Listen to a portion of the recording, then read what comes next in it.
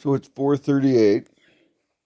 One of the tricky things about trying to set up a community here is that, for the most part, I will have to follow the rules as well.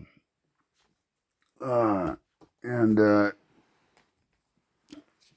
luckily, it'll be easier to do so once there's social quorum here that supports that, and the infrastructure makes it easier and it's more fulfilling. So I think I have a special challenge being here alone.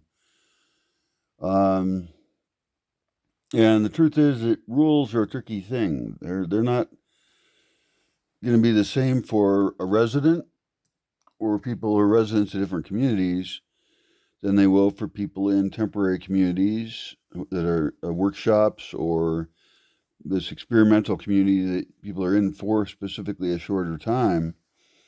And there might be stricter rules in that one. I think there would be. And that's to test people and see which rules they like, which ones they don't, to see how they function. We can have within that community different spaces that have different rules, and during the year, since we're not expecting people to stay there forever, we can have different rule sets. Like for example, if it was a wellness center that they were at for a while, that was their entry point, then there might be different rules about alcohol use, and maybe that helps someone learn about their alcohol use if they have an issue with it. Substance abuse and addiction are pretty common. I tend to think everybody pretty much is addicted in some way to something. It may not be a substance, it may be a way of thinking. It may be a behavior that doesn't fit in with the community living. But I love this idea of kind of a temporary, intentional community cauldron where you're playing with social rules and learning about what you want, learn about other people. And you can handle it because it's a shorter term agreement. And you're learning about what you want for longer term agreements. And of course, the community at large is also designed so that there are certain rule sets that only apply in certain spaces at certain times in different ways, rather than rules that apply everywhere for everything. It's a different way of seeing what a rule even is. But I know this, as I need to start living by some of those. Right now it's 4:36 a.m. I slept some. I don't remember how long, and that's bad. Ideally I'd have like an EKG hooked up to my brain and be monitoring everything. I think this can be done with a fit band or something, but I have to make sure I'm sleeping better than I do now. And so now that it's 4:36, do I get up and do things, or do I go back to sleep somehow, or just lay here and think? Do I take quick notes of the things many ideas are going through my mind right now, and do I make quick videos? Well, probably that's the better, more productive solution for me, because in theory, a bunch of my thoughts are going to be important in crafting a space. And so even the most trivial items are worthy of discussion, and we can start those discussions with a video. Because my mind just starts going at this time of the day. Now, I don't have enough electricity to actually get out of bed. This is 4:36 or whatever it is now. Let's check it again. Yeah, something like that. I can't see very well. If I had light, I would probably get up and be in a studio and be able to record better. This is perfectly functional as video, so it's okay. I think I can say that that's a worthwhile activity. Probably what I should not do is open my computer and start watching TV shows, because my mind is sharp at this time of the day. It's time to go. And it's not even a bad idea for me to get up and move if I had light to do it. So if I had space, um, I could get out and exercise. Well, it's cold out. There's people that want to do physical exercise and don't have a job that provides it. It's better if it's provided by a job, 'cause that's getting real work done. But I used to have a girlfriend that would get up and write. We'd get up at 3 in the morning. She was exceedingly productive. And so this early morning, the wee hours of the morning, before everybody else is up, before there are group activities scheduled, uh, it's a great time to get individual work done. And that's one reason not to have a 24/7 well lit area that's available all the time is that we don't actually want to encourage people to always seek dopamine fulfilling social activities at all times. There's a danger of creating almost a party environment. And so we actually want people to be alone and not have a lot of social options or maybe any, uh, and to use times for what they're best used for. And that really depends on the person. So we can't really enforce it. People are going to have to enforce it themselves. And so I guess all I can do is ask that each person wonder how they're using their time and perhaps journal it, especially in the temporary community, journaling it, but maybe for all the communities. Like, let's say you go from a temporary community to an intentional community somewhere, uh, you will have new challenges because that community then is going to be with you for a longer time.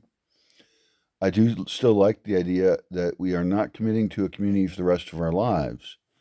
I think that's just too much to expect. I think that's too much to expect for a regular relationship. And we can assume that people's needs and things change, that communities change. In fact, the community changes every time somebody joins it or leaves it. The bigger the community is, the more fluid it can be in you altering your role within it and who you hang out with and what activities you focus on. And so that's one of the reasons that I don't really think that communities of 6 to 8 people or 12 people is really good enough. I think those should be combined with or nearby to other communities, and that there may be some fluidity between those sub communities and the larger community. Because you want to have multiple business interests and multiple activities and stimulation of various sorts. And so I think that, getting closer to Dunbar's number size groups, 150 people or so, makes a lot more sense. The temporary community, its size, I picture them having a support staff that makes a lot of things function and run, but that as much as possible, the temporary people are trained into taking those roles, but there's actually a background staff. And so, in theory, it's a community that's being run by people coming in and they're rapidly given roles and trained, and they find out if they like that role or not. And so, it's a fully functioning community, but because of its transiency and temporariness, there's going to need to be more security. There's going to need to be more mentoring, more problem solving. It's a great experimental space potentially for also figuring out what kinds of infrastructure issues exist, noise issues, interpersonal things will just abound. Uh, but even so, we'd be trying to invite certain types of people at certain times of the year, and so we could have like 6 different variants on the intentional community and offer each one for 1 month out of the year, perhaps during a different climate time of the year, which could affect it. But that's going to affect what kinds of activities are available, things like that, and so that when people are coming in, they're in that community, they have examples of every role that exists in the larger, bigger, more mature communities, and they can dabble in them, which require more management so people can dabble well. But that way, we're really training people to live in a community in a certain way. Whether they're a remote worker, that's fine. But then, how do they use their time during that remote work time? And maybe they work all the time. Maybe they work at night. Maybe they work whatever. But they needed to figure out, like, how do they be an effective remote worker? And there would even be training, like to train people how to be effective remote workers by having good offices, good connectivity, um, learning how to, if they don't know already, I mean, they may already know what they're doing, but like if you're a manager, then, train all of your, or have like records on all of your employees on your team. Perhaps even have like web chats with pictures of them behind you. We could even mock that up in Photoshop and just have it as a fake background. Or if you want to get serious, print up the pictures. But, since it's temporary and you're going to be moving, it may not be worth the effort. But I've thought about that. Like if I'm managing a team again, maybe I'll print up a picture of every single person and have it on the wall behind me. And I keep files on people anyway. And so I would keep more detailed files at this point on each person and have a template of their hobbies, their family, what their values are, everything that they do. And I would manage the person more holistically, I think. Because in the past, I focused on their work behavior, but I think I would focus on them as a whole person at this point. And that's partly because my ultimate goal is to attract remote workers here. And so, anyway, the intentional community cauldron idea is pretty cool. I love it. I've never heard of it. I've heard of people going and visiting communities. But the thing is, most people, I don't even want to know where my community is or how it functions or be questioning it or be publishing about it. I would like it to be for the people in the community, except for the parts in some communities which are made to share. Like they could have YouTube channels or performance things or workshops and things like that. But the actual function in the community doesn't need to be shared with the entire world. The entire world is filled with idiots. So I don't know that I want them to know anything about how I live, especially if I live in anything in a different kind of way. If I have different social organization, different customs, I neither need enemies who hate the way I live because I don't live by their God or whatever dumbass shit. And I also don't need people who think that they know better how I should live and need to tell me how I should live better, or that they think I live in the perfect way and that they must join my community if I don't want them, if they haven't been through a filter. And so this temporary intentional community process could be the most amazing filter. It could be private videoed or public videoed, but probably private. And then evaluations of how someone does, and including their self-evaluations, would be available to other communities to decide if they would like to invite them to join theirs. That's hardcore community matching, and with a lot of reality involved. And so a lot of people have very bizarre ideas about what it is like to live with others, and they will destroy any community that they join or put it under great stress. And enough people put it under great stress, it will get destroyed. Whether they want it to or not, that's irrelevant. It's just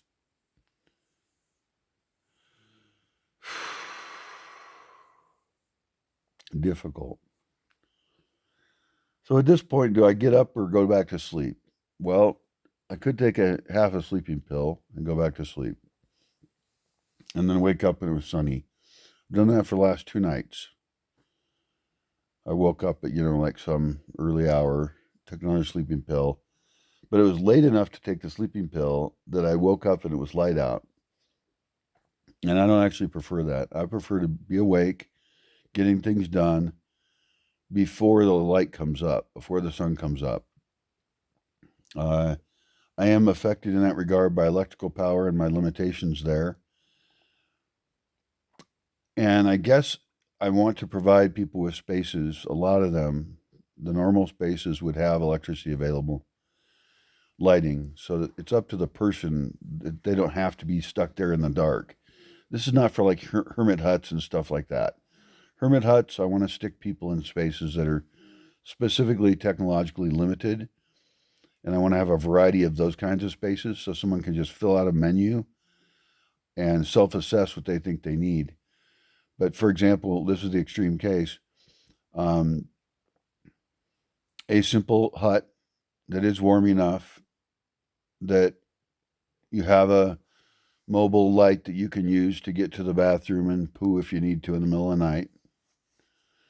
So you have your minimal needs met for your survival, but you don't have a bunch of lights in it to just flip on and then, work all night. Now this is an extreme menu choice. There will be another checkbox on the menu where you can say, yeah, I would like electrical light and enough power for my laptop for all night because I know that I am writing a book, and whenever I can write is when I want to write. It does not matter what time of day it is. If I'm able to write, in fact, nighttime is a great time to write. Maybe they even take a nap in the middle of the day. I don't care. But I guess someone could fill out that hermit menu of options, and they can try and self guess, and we can have explanation text on why they would pick one or the other. Because I think some people do really need a digital detox. They need to be in a place where all they've got's a candle, you know, and they've got a very quiet spot. And this would be like a way out of the way place in the land. I don't even want them to see another hut where someone's doing something at night. I want them to feel very isolated, to create a feeling of isolation. And I can also do that by building hedgerows and hedges between huts that aren't even right near each other. Like if a person's having a conversation, which that's not what I'm picturing is going to happen in a hermit hut. Like I would stop calling it a hermit hut if someone had connectivity and they were having meetings. At that point, it's not a hermit hut; it's just an office in the woods. Um, so I guess I do have to say, well, here's what the rules are in hermit hut A area and hermit hut area B. One of them being harder core than the other, I guess. Uh, Perhaps one of them I'm really putting people who want a fuller hermit experience. And then perhaps another one of them has a shared campfire you can even go over to and talk with other hermits at night. That breaks the, I mean, that's why it would not be the most purest hermit hut area. So, unfortunately, I have a lot of experience with this hermit thing. And I do feel disabled by not being able to do what I want to do because I don't have enough electricity right now. I mean, I could go fire up the generator and I could get up and um, make a fire and coffee and start my day. I don't feel like it. It's dark. My lights are shitty. This light's going to die. Then I'll have no working lights at all at this moment. So my infrastructure is just too poor. That's, I guess, why I'm talking about hermit huts. It's because I'm living in one part of the day. And that's another option is actually to have hermit huts that have electricity during part of the day and don't during other parts. Like maybe part of the one of the goals, and it depends on the person what they need, is that they digital detox at night. Every night they digital detox from an hour or two after sundown to an hour or two before it, and they have no electricity, and then their electric goes back on during those other two times, and they can then work before and after daylight, getting more of their work done at off hours like that, and then they have more time to enjoy during the sun during the day.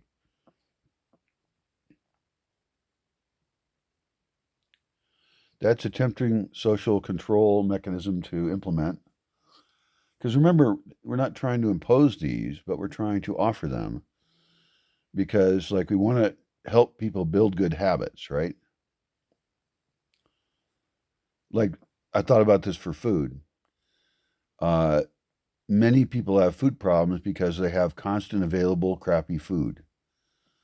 Well, what if they only have smallish amounts, the right amount, nutritionally calculated for their body, for their activity level, the right amount of calories, all food made out of food. And so, they can almost have as much as they eat, but, they have stuff like carrots that take a while to chew. In other words, make it so that they actually are eating less processed foods.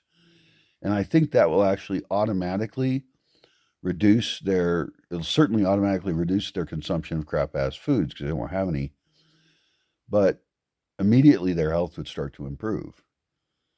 And they can have meat or not. They can have a little grill right there. They can grill meat. It can be really cool. So these are like lifestyle adjustment options to offer to someone for a time. They're not lifetime commitments. And I think that could be useful to people. I've had experiences in my life and I've caused experiences in my life where I have been in situations with groups that they've created, or I've been alone and doing it myself and travel around and spent time doing things that I think a lot of people have just never put themselves into a lot of very different situations. And I could create for people a lot of different experiences here that weren't like a Disneyland ride or a going snorkeling thing, or, I mean, those are good things to do. But instead, it would be, spending 4 days a week living in a very different way, often more isolated from people. Although I guess during the pandemic, people did experience some isolation at a higher level than normal. And maybe some of them did benefit from that. I don't know. I hope they did. But I want to offer that. And really, I could make the menu myself of all the different types of things that people could do, different levels of physical activity. Um, do we give them chopped firewood or an axe and a training on how to chop their own firewood? Doesn't matter either way. And I want to harvest firewood in a way you don't need to chop it anyway. So chopping firewood really isn't, in an ideal system, even necessary. It's totally optional. As long as we have chainsaws or any kind of saws, which reminds me, as to do item, I need to get a bunch of manual crosscut saws for harvesting firewood. I've used those. Saws work great. We can sharpen them and they last longer. They don't use gasoline. The blades last longer than a chainsaw blade. They don't break. You take good care of them and we could use them forever. So we should be experts at those. But yeah, chopping of firewood means you're doing firewood wrong. It means you're using firewood in an area that's not a mature system that was designed around using resources correctly. Because coppicing and pollarding and growing trees specifically for firewood and then just sawing them and making firewood that's the right size. Ideally, you'd never have to chop it. There'd still be times, but thoughts in the night.